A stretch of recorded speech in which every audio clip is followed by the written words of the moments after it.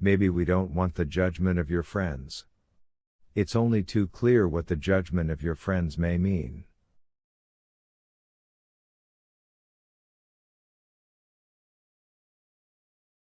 But, Mr. Burdovsky, if you finally do not wish to speak here, the prince, extremely astonished at such a beginning, finally managed to put in, then I say to you, let us go to another room, and, I repeat, I heard about you all only this minute.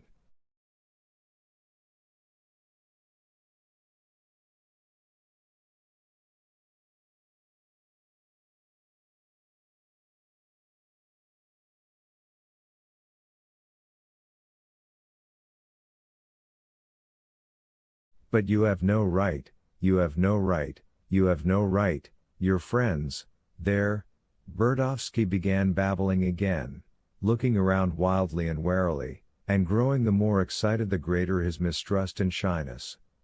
You have no right. And, having uttered that, he stopped abruptly, as if breaking off, and, wordlessly goggling his nearsighted, extremely protuberant eyes with their thick red veins, he stared questioningly at the prince, leaning forward with his whole body.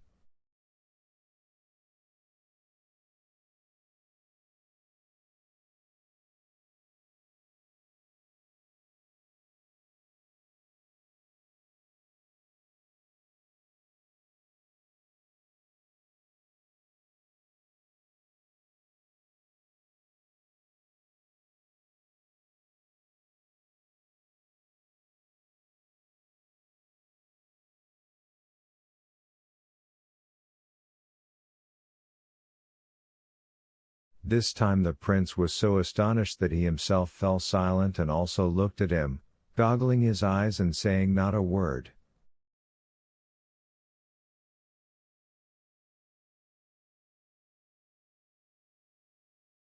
Lev Nikolaevich. Lizaveta Prokofyevna suddenly called out, read this now, this very moment, it is directly concerned with your affair.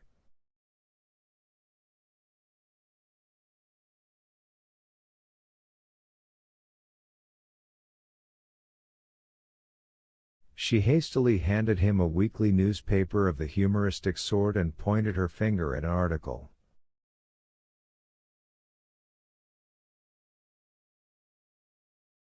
While the visitors were still coming in, Lebedev had jumped over to the side of Lizaveta Prokofyevna, whose favor he was currying, and, without saying a word, had taken the newspaper from his side pocket and put it right under her eyes, pointing to a marked-off column.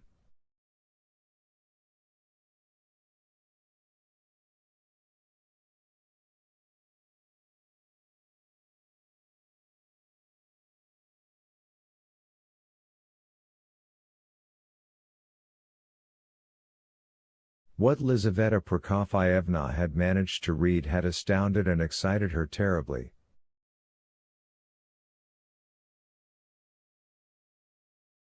Wouldn't it be better, however, not to read it aloud? The prince babbled, very embarrassed. I'll read it by myself. Later.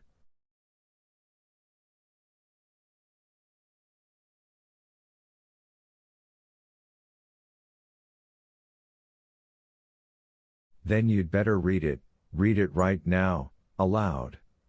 Aloud. Lizaveta Prokofyevna turned to Kolya, snatching the newspaper, which the prince had barely managed to touch, out of his hands. Read it aloud so that everybody can hear.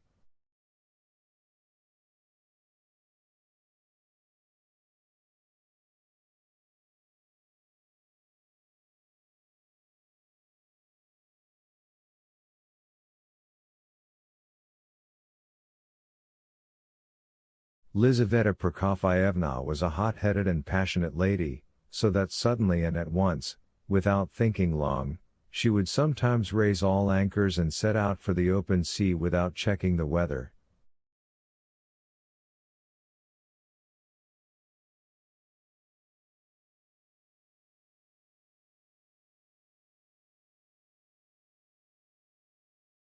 Ivan Fyodorovich stirred anxiously. But meanwhile everyone involuntarily paused at first and waited in perplexity. Kolya unfolded the newspaper and began reading aloud from the place that Lebedev, who had jumped over to him, pointed out.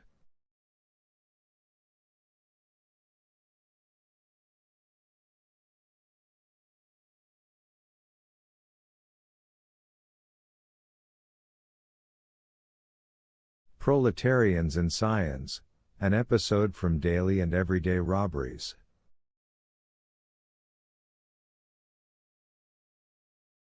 Progress. Reform. Justice.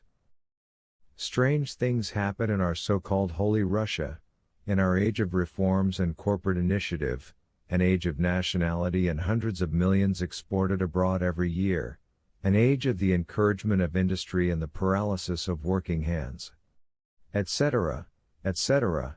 It cannot all be enumerated, gentlemen. And so straight to business.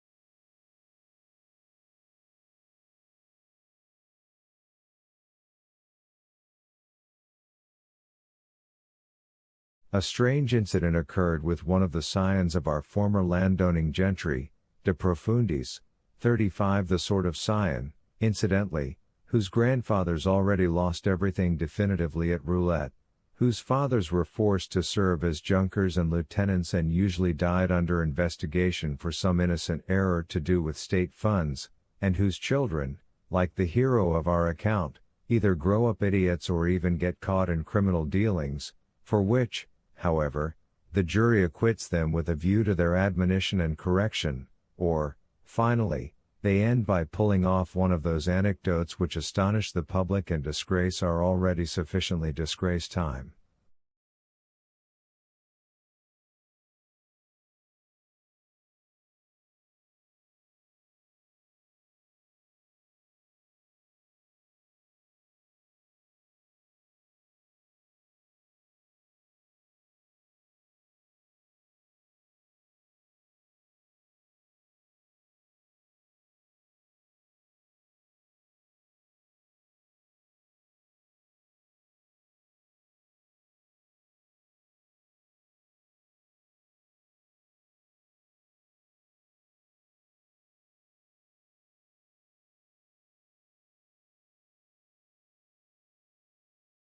About 6 months ago our scion, shod foreign style in gaiters and shivering in his unlined little overcoat, returned during the winter to Russia from Switzerland, where he was being treated for idiocy, sick.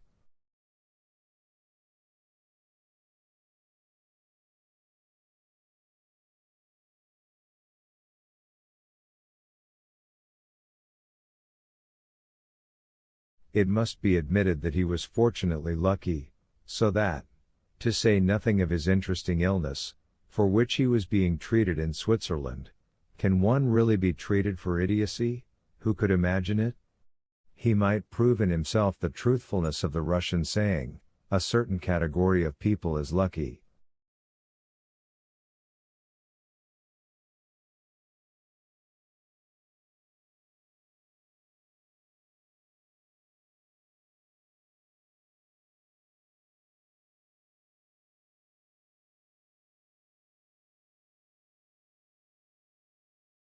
Consider for yourselves, left a nursing infant after the death of his father, said to have been a lieutenant who died under investigation for the unexpected disappearance of all the company funds during a card game, or perhaps for administering an overdose of birching to a subordinate.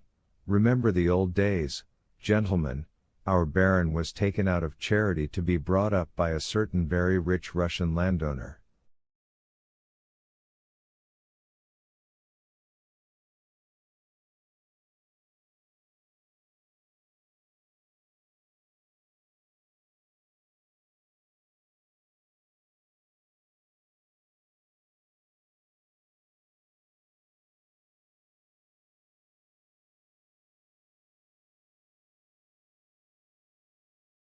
This Russian landowner, let's call him P., In the former golden age, the owner of 4,000 bonded souls, bonded souls. Do you understand this expression, gentlemen?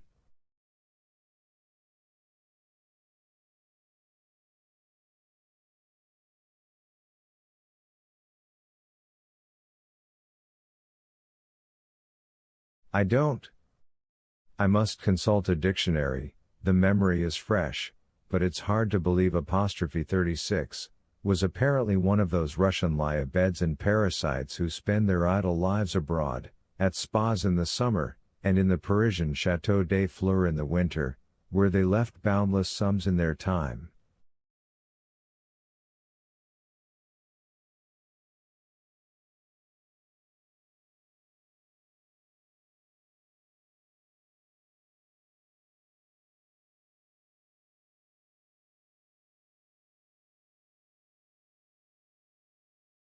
One may state positively that at least a third of the quittance from all former bonded estates went to the owner of the Parisian Château des Fleurs. There was a lucky man.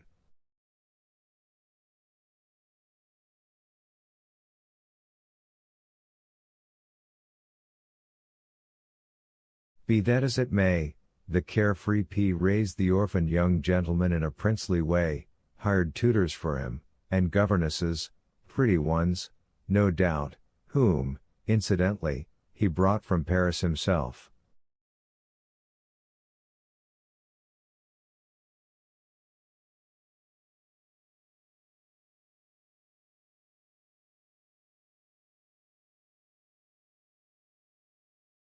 But this last scion of a noble family was an idiot.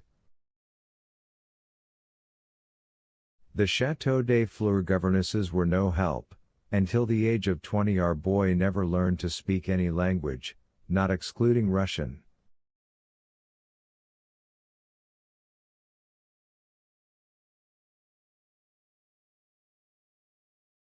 This last fact, incidentally, is forgivable.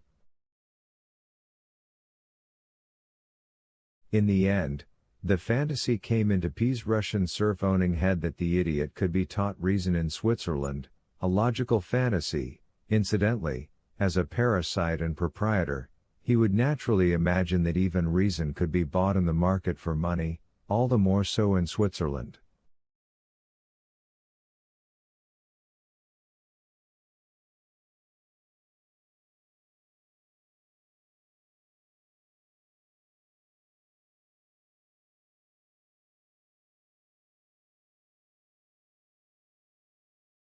"5 years passed under treatment in Switzerland with some well-known professor, and the money spent was in the thousands. The idiot, naturally, did not become intelligent, but they say in any case he began to resemble a human being, only just, no doubt."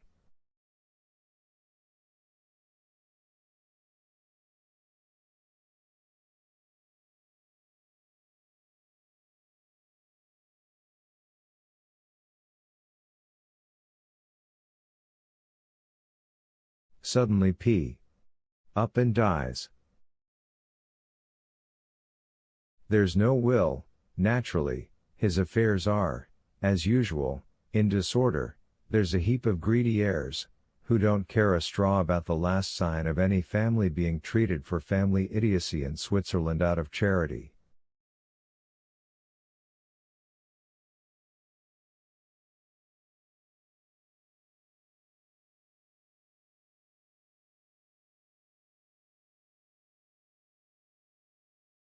The scion, though an idiot, tried all the same to cheat his professor, and they say he went on being treated gratis for 2 years, concealing the death of his benefactor from him.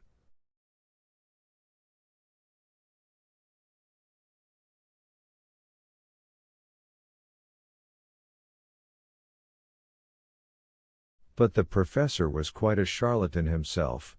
At last, fearing the insolvency and, worse still, the appetite of his 25-year-old parasite, he shot him in his old gaiters, gave him a bedraggled overcoat, and charitably sent him, third class, knock Rusland off his hands and out of Switzerland.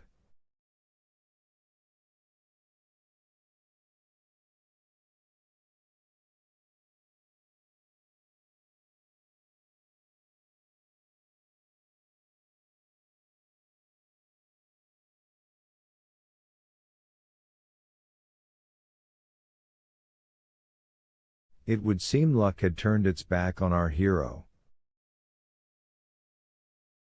Not a whit, sir. Fortune, who starves whole provinces to death, showers all her gifts at once on the little aristocrat, like Krulov's storm cloud apostrophe 37 that passed over the parched field and drenched the ocean.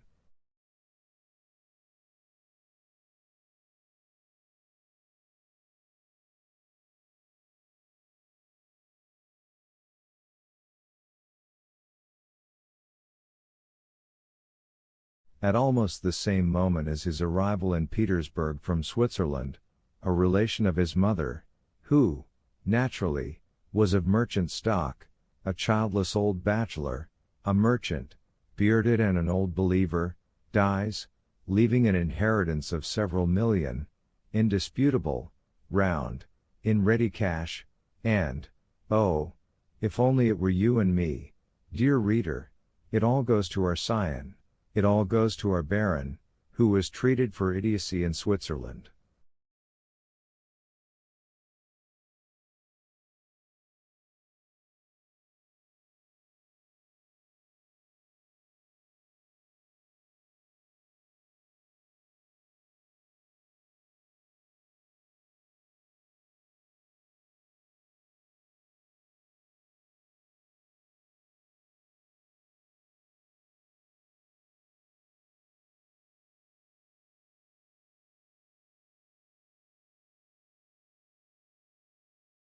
Well, now they started playing a different tune.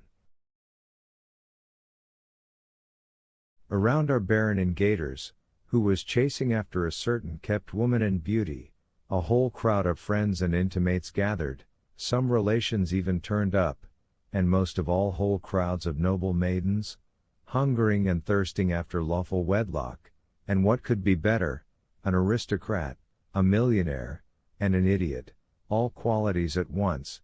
You wouldn't find such a husband with a lamp in broad daylight, not even made to order.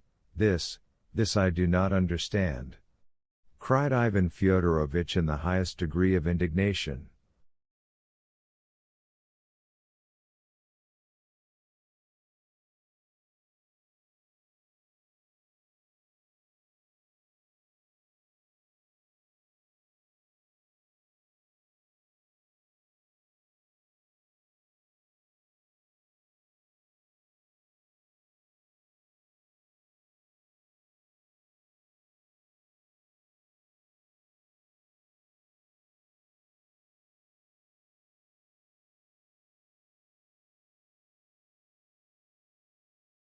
"Stop it, Kolya!"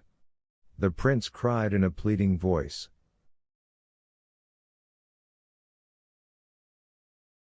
Exclamations came from all sides. "Read it! Read it despite all!" snapped Lizaveta Prokofyevna, obviously making an extreme effort to control herself.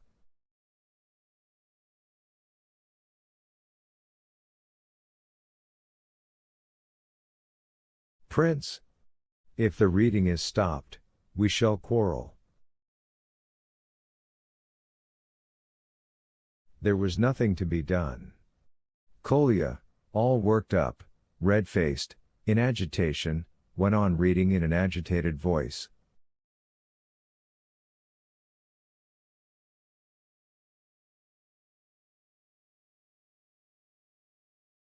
But while our fresh-baked millionaire was soaring, so to speak, in the Empyrean, a completely extraneous circumstance occurred.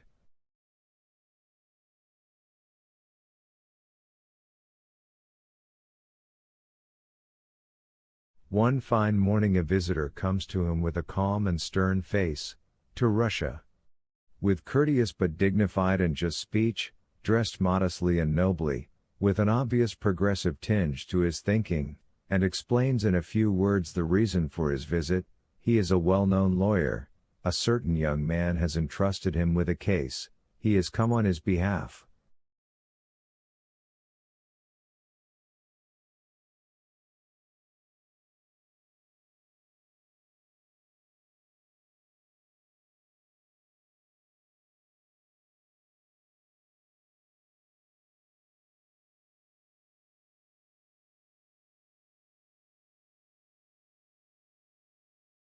This young man was no more nor less than the son of the late P, though he bore a different name.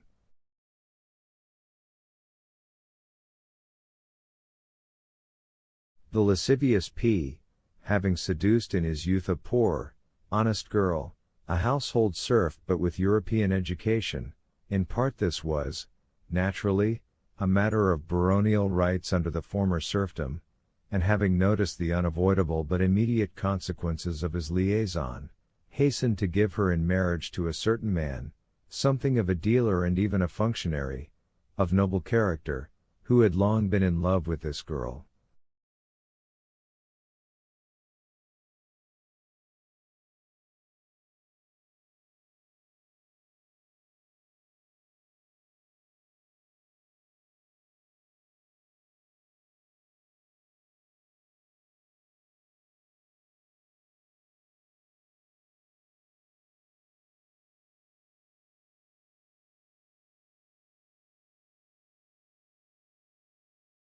At first he assisted the newlyweds, but soon the husband's noble character denied him the acceptance of this assistance.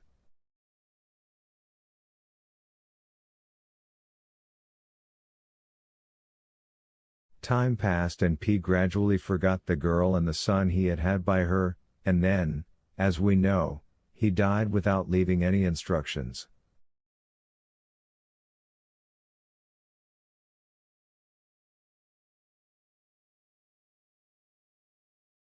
Meanwhile his son, born in lawful wedlock, but raised under a different name and fully adopted by the noble character of his mother's husband, who had nevertheless died in the course of time, was left with no support but himself and with an ailing, suffering, crippled mother in one of our remote provinces.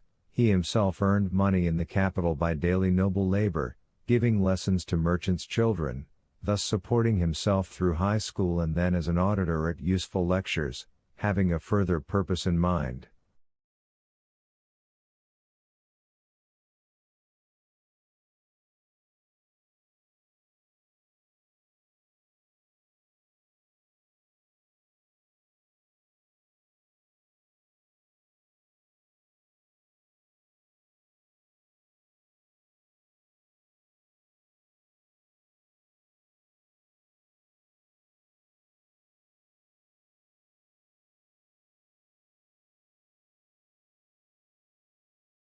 But how much can one earn from a Russian merchant for 10 kopeck lessons, and that with an ailing, crippled mother besides, whose death, finally, in her remote province, hardly made things any easier for him?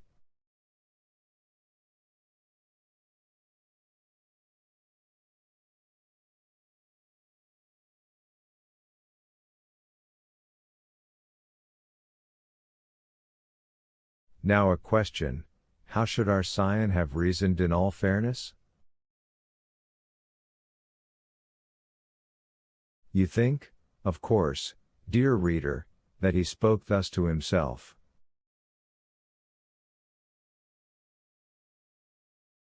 All my life I have enjoyed all sorts of gifts from P, tens of thousands were spent on my upbringing, on governesses, and on my treatment for idiocy in Switzerland, and here I am now with millions, while the noble character of P's son, in no way guilty in the trespass of his frivolous and forgetful father, is perishing giving lessons. Everything that went to me should rightfully have gone to him.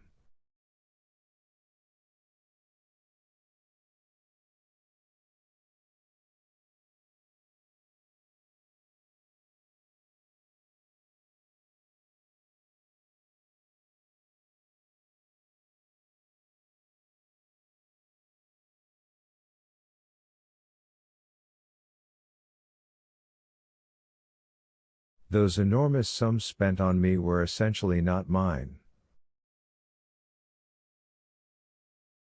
It was merely a blind error of fortune, they were owing to P's son.